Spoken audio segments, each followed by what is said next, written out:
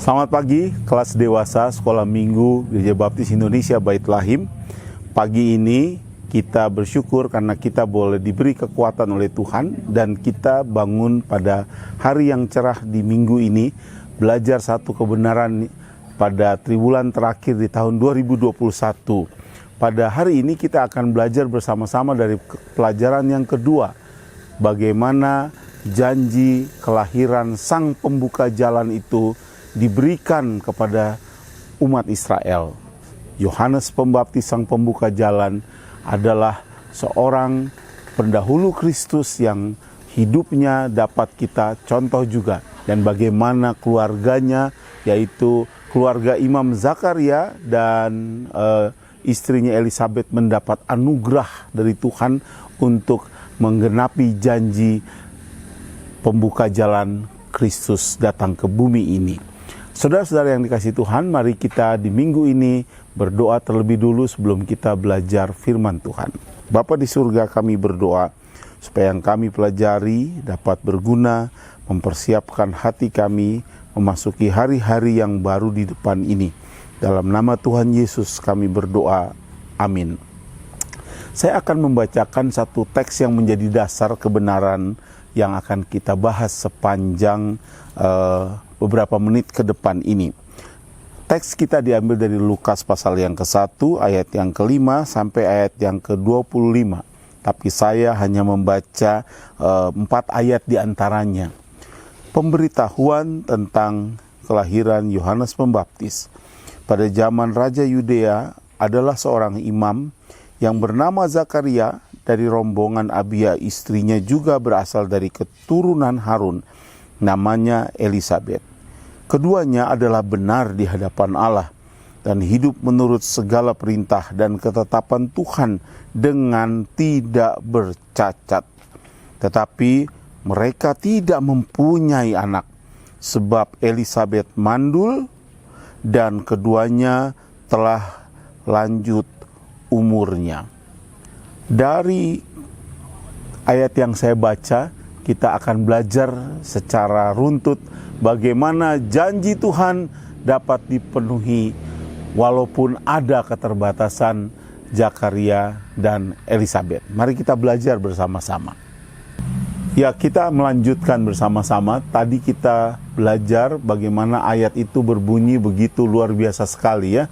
Ada seorang yang dikaruniai oleh Tuhan keajaiban janji kelahiran dari Sang Pembuka Jalan. Ayat yang diambil adalah Lukas pasal 1 ayat 1 sampai ayat yang ke-25.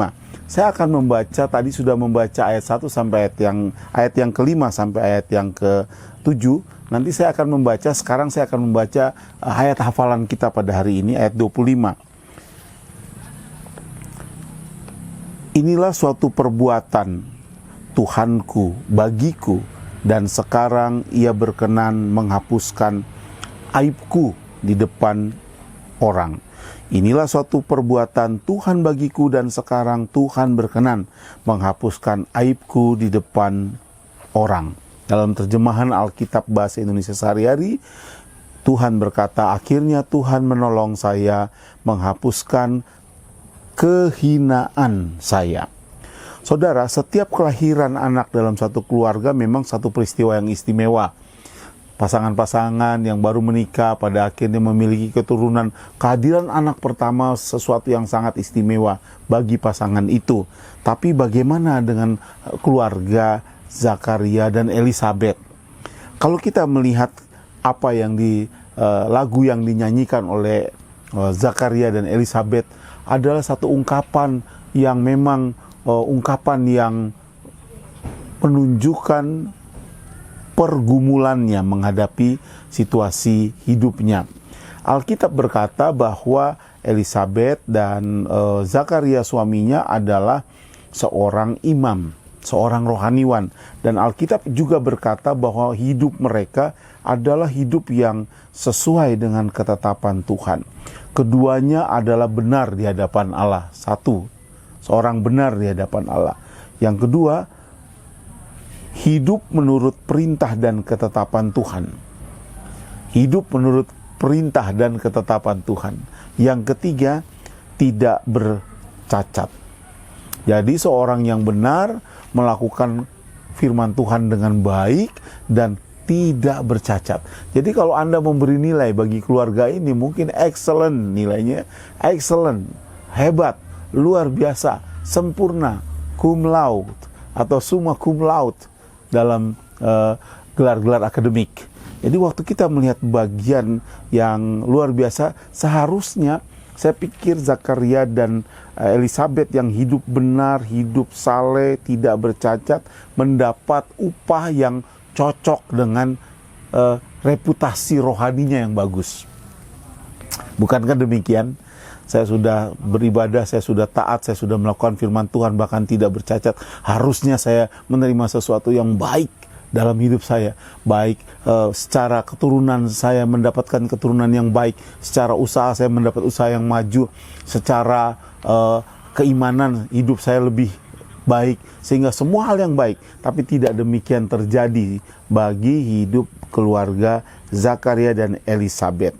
Ayat yang ketujuh berkata, tetapi mereka tidak mempunyai anak. Mereka tidak mempunyai anak sebab Elisabet mandul dan keduanya telah lanjut umur.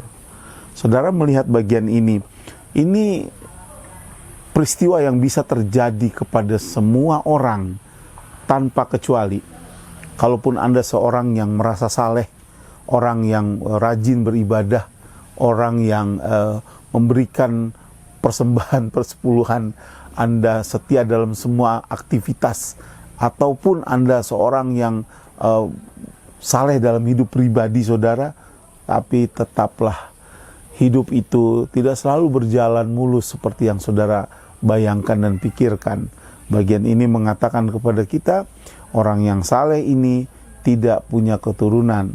Dalam bahasa lain di Injil Lukas, ketidakadaan anak dalam perjanjian lama disebut sebagai satu aib. Tidak memiliki anak adalah satu problem yang serius dalam orang-orang pada zaman dulu di perjanjian lama. Keluarga yang tidak memiliki anak kadang secara negatif dipandang kurang. Seorang yang tidak memiliki anak pada perjanjian lama dipandang sebagai aib. Mereka tidak mempunyai anak sebab Elisabet mandul. Dan bukan saja mandul, tidak punya anak, tapi juga aibnya itu karena dia sudah menjadi sangat tua sehingga tidak mungkin semua jalan tertutup untuk Zakaria dan Elisabet punya keturunan. Ya, hari ini mungkin kita juga melihat ada banyak peristiwa yang kita distigma sebagai aib. Ya, ada orang yang disebut sebagai orang yang memiliki kekurangan. Misalnya saja seorang mantan narapidana dianggap sebagai seorang yang punya aib di masyarakat ya. Orang yang memiliki keturunan-keturunan yang dulu terlibat dalam peristiwa-peristiwa politik di Indonesia sehingga dia di stigma memiliki aib. Ya. Ada orang anggota satu komunitas tidak diterima oleh komunitas itu karena ayahnya atau keluarga dekatnya seorang teroris sehingga dianggap sebagai aib. Ada juga seorang yang menjadi tahanan korupsi sehingga apapun jasanya di masa lalu dianggap suatu hal yang sampah, aib, tidak berguna. Saudara, waktu zaman perjanjian lama tidak punya anak dianggap satu aib, baik secara sosial maupun secara spiritual. Tapi saudara melihat bersama-sama itu budaya dalam masyarakat ketika itu. Tapi waktu kita melihat teks yang kita baca, ayat ini berubah. Dari prolognya di ayat 5 sampai ayat yang ke-7, ayat 5 sampai ayat yang ke-6 prolognya begitu bagus. Zakaria orang saleh, keturunan orang baik-baik, imam dari keluarga Lewi, luar biasa sekali, tapi ada aibnya. Tapi berita baiknya datang di ayat yang ke-8 dan seterusnya. Saya bacakan. Pada suatu kali tiba giliran rombongannya Zakaria melakukan tugas keimaman di hadapan Tuhan, sebab ketika diundi sebagaimana lazimnya untuk menentukan imam yang bertugas, dialah yang ditunjuk untuk masuk ke dalam bait suci dan membakar ukupan itu. Sementara seluruh umat berkumpul di luar ruang sembayang. Waktu itu adalah waktu pembakaran ukupan. Makalah tampak kepada Zakaria seorang malaikat Tuhan berdiri di sebelah kanan mezbah pembakaran ukupan. Melihat hal itu terkejutlah, dan kata malaikat itu menarik sekali. Ayat yang ke-13. Malaikat itu berkata kepadanya, "Jangan takut, hai Zakaria, sebab doamu telah dikabulkan dan Elisabet istrimu melahirkan seorang anak laki-laki bagimu, dan haruslah engkau menamai dia Yohanes. Engkau akan bersukacita dan bergembira, bahkan banyak orang bersukacita atas kelahirannya." Saudara, waktu teks ini kita baca, ada berita gembira. Berita itu bahwa Alkitab berkata Elisabet akan mengandung dan melahirkan seorang yang harus dinamai oleh Zakaria sebagai Yohanes. Dalam bahasa lain di Alkitab seringkali Yohanes itu ada nama Yahya.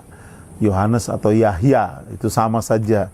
Yohanes atau Yahya itu artinya kehidupan, ya, kehidupan. Waktu kita membaca bagian-bagian ini, kita melihat keajaiban ini. Mari kita melihat bersama-sama. Zakaria seperti mendapat mimpi di siang hari bolong. Zakaria seperti mendapat satu kejutan yang tidak pernah terpikir. Masakan kakek-kakek dan nenek-nenek seperti Amba, Zakaria, dan Elisabet dapat seorang keturunan pada usia yang tidak memungkinkan, dan bahkan pada keadaan istri saya yang tidak memungkinkan memiliki keturunan. Bagaimana mungkin hal itu terjadi dalam hidup saya? Inilah reaksi yang wajar dari begitu banyak orang. Saudara, tetapi Zakaria tetaplah seorang yang saleh, sudah berdoa kepada Tuhan, berharap pergumulannya bertahun-tahun, dan Tuhan mendengar doanya. Dan Tuhan berkata kepada Zakaria bahwa Elisabet akan memiliki keturunan. Saudara, waktu kita melihat kelahiran daripada Yohanes Pembaptis ini melalui Elisabet, si mandul yang bersukacita karena Tuhan menolong dia. Kata ayat yang tadi, akhirnya Tuhan mengangkat aibku, akhirnya Tuhan mengangkat celaku. Saudara dan saya melihat bersama-sama dari bagian ini, kelahiran Yohanes memiliki maksud khusus, tujuan khusus, yaitu jawaban doa Zakaria dan Elisabet, serta Yohanes menjadi nabi atau utusan yang mendahului kedatangan Yesus di dunia ini. Yohanes Pembaptis adalah seorang yang berkhotbah tentang kebenaran. Dia menjadi seorang yang dalam bahasa Jawanya itu babat alas, menjadi seorang yang mendahului Kristus, datang memberitakan kebenaran, membaptiskan orang supaya orang berbalik kepada Tuhan. Anda dapat membaca itu di dalam Matius 3 ayat 1-6. Bagaimana dia menjadi seorang yang sungguh-sungguh berbakti pada Tuhan, memanggil semua orang untuk berbalik kepada Tuhan. Saudara, kelahiran Yohanes adalah penggenapan janji Tuhan. Dia membuka jalan. Dia bukanlah Mesias, tapi dia adalah utusan yang mendahului Mesias untuk memberitakan kedatangan Mesias kepada orang Israel pada waktu itu. Saudara, waktu saya belajar bagian ini, bagaimana Zakaria dan Elisabet begitu bergumul dan mengalami persoalan-persoalan yang berat dalam hidupnya. Dan pada akhirnya Tuhan menjawab doanya, dan Yohanes dilahirkan melalui nyanyian Elisabet. Kita bisa belajar bagaimana dia memuji Tuhan karena Tuhan menjawab apa yang dirindukan oleh Elisabet. Saya ingin membacakan pujian Zakaria. Ini pujian Zakaria, ya. Jadi imannya memuji Tuhan karena dia mendapat janji Tuhan, dan janji itu diwujudkan melalui kelahiran anaknya yang menjadi pembuka jalan bagi bangsa Israel, menyambut kedatangan Tuhan Yesus Kristus. Saya ingin membacakan pujiannya Zakaria. Terpujilah Tuhan Allah Israel, sebab Ia melawat umatnya dan membawa kelepasan baginya. Terpujilah Tuhan Allah Israel, sebab Ia melawat umatnya dan membawa kelepasan baginya. Jadi Zakaria memuji Tuhan. Kedaulatan, kata Zakaria, ada di tangan Tuhan. Sekalipun aku secara biologis tidak mungkin punya keturunan, sekalipun aku dalam hitung-hitungan apapun juga, hitungan medis tidak bisa dapat keturunan, tapi Tuhan Allah adalah Tuhan yang berdaulat, kata Zakaria. Tuhan Allah adalah Tuhan yang berdaulat.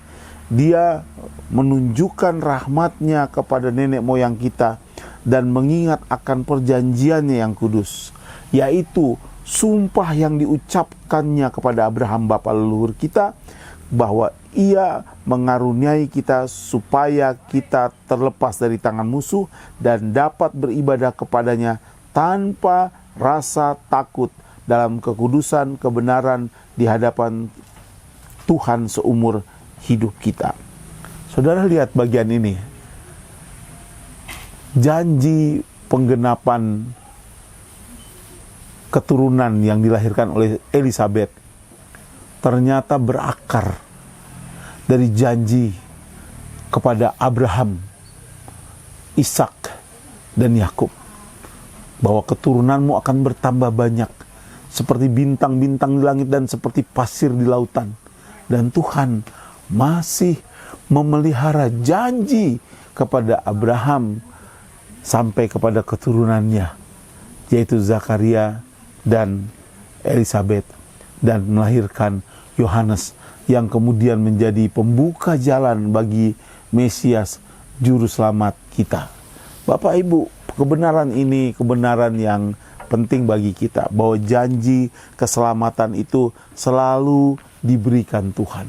Tuhan berkuasa membuat keajaiban dan mujizat. Keajaiban dialami oleh Elisabeth dan oleh Zakaria melalui kelahiran Yohanes Pembaptis adalah penggenapan janji Tuhan. Janji penggenapan itu tentang Yohanes sebagai utusan yang mendahului Kristus digenapi. Apalagi dalam hidup saudara. Apa yang sekarang memang kita lihat menjadi seperti keadaan mandul, tidak produktif, tidak menghasilkan sesuatu, menurun.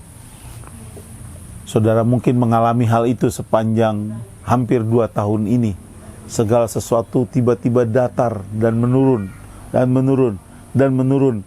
Kita kadang-kadang bertanya, bagaimana Tuhan hidup seperti ini? Tapi ketika kita mempercayai janji Tuhan, Tuhan Allah adalah Tuhan yang berdaulat. Tidak selamanya saudara dan saya harus mengalami situasi yang buruk. Pada waktunya Tuhan akan menolong saudara dan saya. Bagian yang kedua yang kita belajar dari bagian ini, bahwa pertama janji Tuhan pasti digenapi. Yang kedua, kita belajar bersama-sama bahwa kadang-kadang dalam hidup saudara dan saya tidak selalu berjalan mulus. Ya, kadang-kadang juga kita harus meyakini bahwa kesalehan tidak selalu sama dengan berkat. Ingatlah ini, ya. Kesalehan saudara tidak selalu berjalan bersama-sama beriringan dengan berkat. Sekalipun kesalehan saudara berjalan dengan, Alkitab berkata, dengan aib, dengan kesalehan itu berjalan dengan kekurangan, kesalehan itu berjalan dengan hal yang negatif, tetapi ketahuilah, semua proses-proses yang tampaknya buruk dalam hidup kita adalah sebuah pengantar untuk kita menikmati berkat dan pimpinan Tuhan. Jadi saudara belajar bersama-sama, dan bukan itu saja. Yang ketika kita belajar bersama-sama dari bagian ini, upah yang luar biasa disediakan Tuhan bagi Zakaria dan Elisabeth. Upah itu upah yang hebat sekali. Saya ingin membacakan nyanyian pujian Zakaria. Dan engkau anakku, pasal 1 Injil Lukas ayat 16. Ayat 76. Dan engkau hai anakku akan disebut Nabi Allah yang Maha Tinggi, karena engkau akan berjalan mendahului Tuhan untuk mempersiapkan jalan baginya, untuk memberkati orang kepada umatnya, pengertian akan keselamatan dan penjelasan akan pengampunan dosa mereka. Yohanes mengatakan, Zakaria mengatakan, engkau Yohanes anakku, engkau menjadi nabi Allah dan menjadi pendahului Sang Mesias Juru Selamat Yesus Kristus. Bapak Ibu sekalian, bukankah itu sesuatu yang luar biasa? Bapak Ibu, kita sudah belajar bersama-sama pada hari ini tentang penggenapan janji Allah kepada Elisabet dan kepada Zakaria. Saya ingin menyampaikan kepada Bapak Ibu Saudara sekalian, hidup kita memang mungkin seperti ayunan, maju mundur, turun naik, tangis, tawa, semuanya silih berganti. Seperti lagu kita ajarkan ya, keindahan, keburukan, suka, duka datang silih berganti. Tapi janji Tuhan adalah janji yang tetap selama-lamanya. Sebagaimana Zakaria dan Elisabet mengalami penggenapan janji Tuhan, Anda pun dapat mengalami penggenapan janji Tuhan. Selamat pagi, Tuhan Yesus memberkati. Kita berdoa sekali lagi. Bapa di surga, kiranya Tuhan memberkati kelas dewasa ini untuk menikmati semua pimpinan dan pertolongan Tuhan, bahwa janji Tuhan untuk setiap orang secara unik, secara khas dapat digenapi. Dalam nama Tuhan Yesus kami berdoa. Amin. Selamat pagi saudara, Tuhan memberkati.